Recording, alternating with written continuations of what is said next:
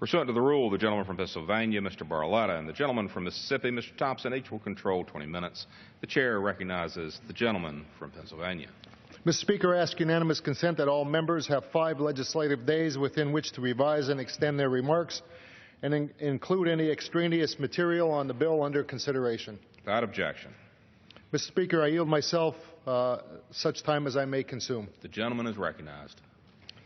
Mr. Speaker, I rise in support of H.R. 3598, the Fusion Center Enhancement Act of 2015. The purpose of this legislation is to clarify and enhance the partnership between the Department of Homeland Security and the National Network of Fusion Centers. The bill amends the existing statute to update the department's responsibilities for sharing information with state and local law enforcement and other emergency personnel within the National Network of Fusion Centers. After the 9/11 terrorist attacks, state and local governments created fusion centers as a way to communicate federal Homeland Security information to state and local law enforcement officials, as well as fuse state and locally collected information with federal intelligence. Congress supported this partnership by mandating that the Office of Intelligence and Analysis within the Department of Homeland Security coordinate and share information with fusion centers. There are now 78 state and locally owned fusion centers across the country.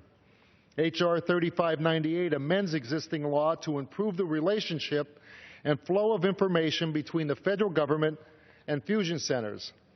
The bill includes language updating the responsibilities of the Department of Homeland Security related to support and coordination within the national network.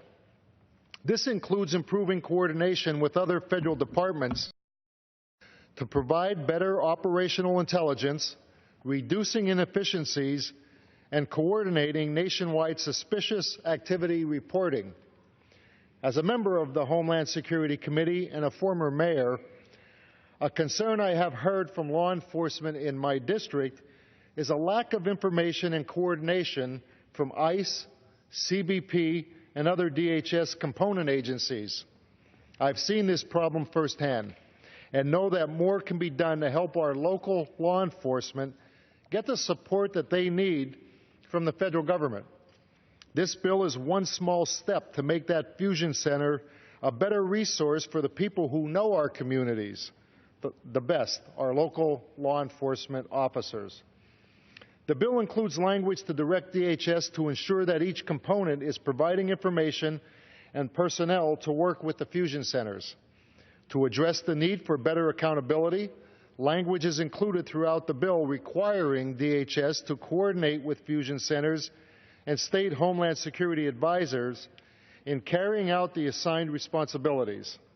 Additionally, I added a requirement for the department to submit a report to Congress on their efforts, including the components to support fusion centers, and specifically report on how they are meeting the requirements set forth in this bill.